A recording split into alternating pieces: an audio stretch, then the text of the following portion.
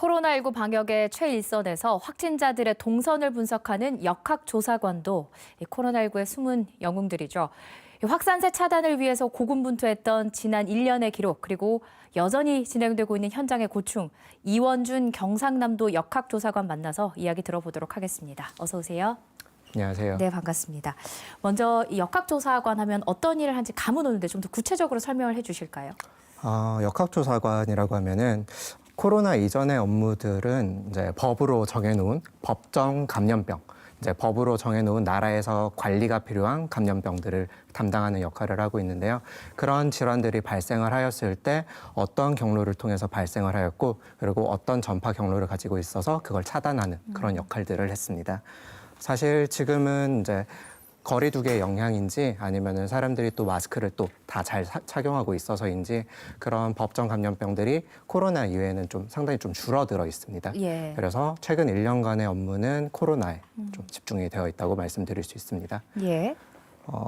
지금 경남 몇 번 코로나 확진자 발생 그리고 역학조사 진행 중이라는 그런 재난 문자 받아보셨을 거예요. 예. 네, 그런 확진자가 발생하였을 때 역학조사를 시행하게 되는데요. 확진자가 지금 현재 어디에 있고 그리고 현재 어떤 증상을 가지고 있으며 원래 기저에 가지고 있는 질환은 없는지 그렇게 건강 상태를 체크해서 병원으로 보내주는 역할을 하게 됩니다. 네. 한 확진자가 병원으로 이송되고 나면 그때부터 확진자의 치료는 이제 병원과 의료진들의 몫이고 그 이후에 이제 병원 밖에 남아있는 확진자의 발자취를 쫓아가는 것이 역학조사관의 일이라고 할 수 있겠습니다. 예. 들어보니까 이게 지난해 4월부터 이 역학조사 업무에 투입이 되셨다고 들었어요. 네. 네네. 지금 그때부터 지금까지 언제가 가장 위기였다고 기억을 하세요? 사실 매 순간이 위기기는 한데 네. 4월에 근무지를 배치받아서 처음으로 이제 자리에 왔을 때 제 전임자분에게 코로나 1차 유행 상황에 대해서 간략하게 브리핑을 받고 인수인계를 받을 때 그분께서 마지막으로 저한테 해주신 말은 곧 끝날 거다. 다 지나고 오신 거다라고 했는데 사실이 아니었죠. 네. 제가 기억을 더듬어 봤을 때는 8월 달에 시작된 2차 유행이 가장 힘든 고비가 아니었나라고 생각이 듭니다. 예. 왜냐하면 1차 유행 때는 사실 확진자 발생을 한 번도 겪어보지 못한 시군들도 있었어요. 그래서 메인이 경남이 아니었던 만큼 그래서 2차 유행 때는 사실 모두가 이제 공평하게 확진자 발생을 겪었기 때문에 그때 처음이 힘든 법이기 때문에 처음에 좀 그런 삐걱거림이 있었고 네. 또 힘듦이 있었던 걸로 기억을 합니다. 그렇군요. 지금의 상황은 어떻게 보세요? 지금 한 3차 유행을 지내고 있는 시기일까요?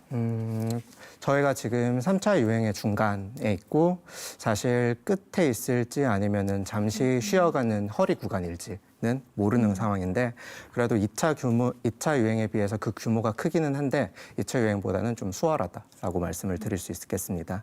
아무래도 코로나가 우리의 삶 속에 깊숙이 들어온 탓인지 시민분들도 이제 방역 수칙에 대해서 훨씬 더 의식이 높아진 상태이고 또 각 시군에서도 코로나를 이제 전담하고 있는 전문가들이 구성된 그런 대응반이 구축되어 있기 때문입니다. 그러니까 2차 대유행보다 지금 경남의 확진자가 지금은 더 나오고 있어도 익숙해졌기 때문에 좀 수월하다 이렇게 이해를 하면 될까요? 네, 그런 부분도 있고 사실 이제 3차 유행에서도 언제 끝날 것 같다라는 말씀을 드리기는 어렵지만 사실 지난 한 일주일, 열흘 정도의 부산, 울산, 경남 이렇게 이제 부울경 지방의 확진자 추세를 봤을 때는 역학적으로 유의하게 감소세에 있다라고 설명을 드릴 수 있겠네요. 예. 역학조사 하시면서 가장 어려웠던 점은 어떤 걸까요? 아무래도 업무 시간과 업무의 시간의 그 경계가 불분명한 게 가장 좀 컸던데요. 예. 학교나 대기업 그리고 뭐 또 다수가 이용하는 공중시설 이런 곳들 같은 경우에는 제가 직접 현장 역학조사를 나가기도 하는데 그 외에 일반적인 뭐 식당이라던가 아니면 직장이라던가 이런 부분에 대해서는 시군의 담당자분들이 직접 역학조사를 나가고 그리고 그에 대해서 이제 역학조사를 진행하다가 막히는 부분이 있거나 어려운 부분이 있으면 저에게 이제 유선상으로 질의를 주시게 됩니다. 그런 역할을 하는 시군이 이제 경남에 20곳이 되다 보니까 어떤 날은 밤낮으로 전화를 받다가 이제 하루가 다 가기도 합니다. 그렇군요. 그 시민들은 협조적이라고 보세요? 왜냐하면 이렇게 지금은 그런 뉴스가 좀 없어졌습니다만 자가격리 대상이 된 사람들 가운데 좀 반발하는 분도 있다. 마스크 안 쓰겠다. 뭐 이 방역 수칙 안 지키겠다. 뭐 이런 분들도 있다. 이런 뉴스가 초반에는 좀 있었잖아요. 어때요? 최초 인터뷰는 시군보건소에서 진행이 되는데요. 네. 시군보건소에서 이제 인터뷰를 진행하다가 뭔가 진술이 일관되지 못한다라던가 아니면은 조금 더 심층 역학 조사가 필요할 것 같다라고 판단이 되는 경우에는 제가 직접 인터뷰를 진행을 하게 되는데요.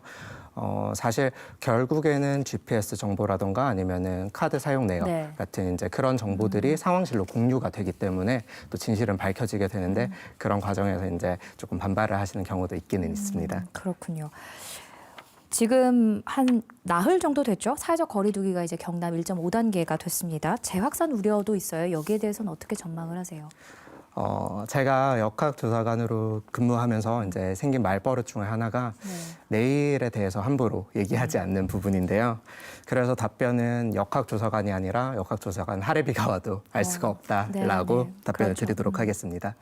21시 제한이 있을 때는 사실 이제 역학조사를 진행하면서 동선들을 보았을 때 보통 저녁 식사를 하시고 집으로 돌아가세요. 근데 지금 이제 그런 제한이 풀리면은 뭐 저녁 식사 후에 차를 한 잔 하신다던가 술을 한 잔 더 하신다던가 동선이 늘어날 수는 있습니다. 하지만 말씀드렸듯이 지금 이제 추세 자체가 유의미한 감소세에 있기 때문에 네. 조금 사회적으로 조금 규제를 조금씩 풀면서 그런 과정도 꼭 필요하다고 저는 생각을 하고 있습니다. 예. 지금까지 애써주셔서 감사하고요. 또 앞으로도 고생하실 것 같은데 미리 감사의 마음 전하면서 인터뷰 여기서 마치겠습니다. 고맙습니다. 네, 감사합니다.